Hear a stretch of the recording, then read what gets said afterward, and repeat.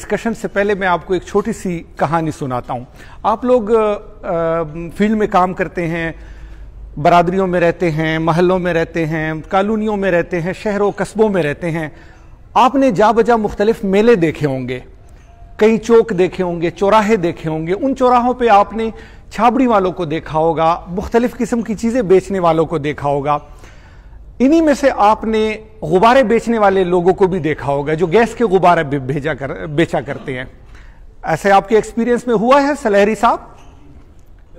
जी, मैं जिस शख्स की कहानी आपसे शेयर करने लगा हूं, ये गुब्बारे बेचा करता था, शहर के कस्बे में गुब्बारे बेचा करता था।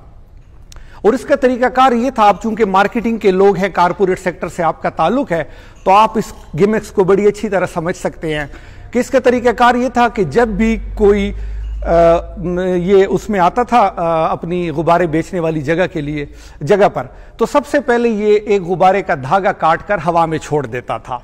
ये इशारा होता था इर्द गिर्द के गली मोहल्ले के बच्चों को अट्रैक्ट करने के लिए।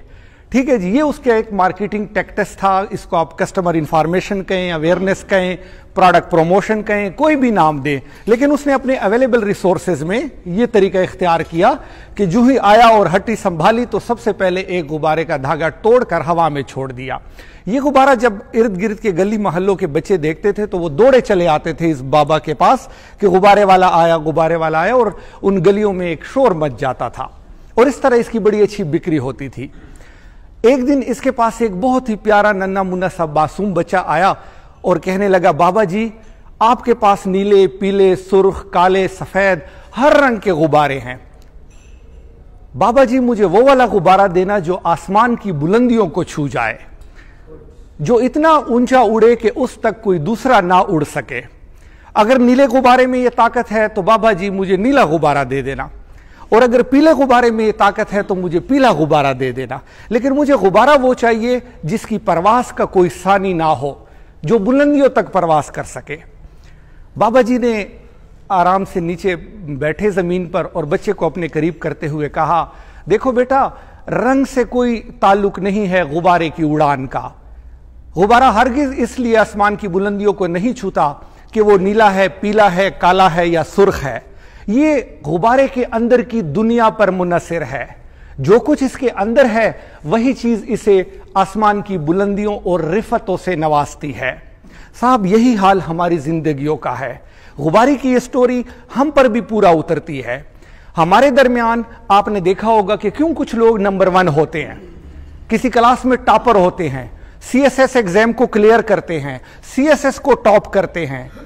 कुछ कंपनियां आपने देखी होंगी, आप कारपोरेट सेक्टर के लोग हैं, एग्रीकल्चर में कुछ कंपनियां टॉप 1, 2, 3 में होती है। फार्मास्यूटिकल में 1, 2, 3 में टॉप कंपनियां होती है। पूरे पाकिस्तान में 600 के करीब फार्मास्यूटिकल कंपनीज हैं, लेकिन टॉप 5 में आपको चंद ही नाम मिलते हैं।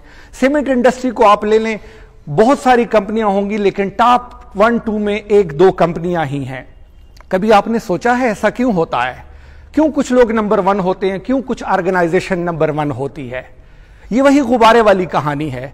जो इंसान अंदर से वेल कमिटेड होगा, जिस इंसान के पास विल टू विन की ख्वाहिश होगी, जिसके पास कैन डू एटीट्यूड होगा, जो दूसरों से मुनफरिद होकर एक इनोवेटिव अप्रोच के साथ अपने काम को करेगा, जिसके मन की दुनिया रोशन होगी, जो अंदर से वेल कल्चर्ड होगा, वेल ग्रूम्ड होगा, वही कामयाबियों और कामरानियों की बुलंदियों को छुएगा।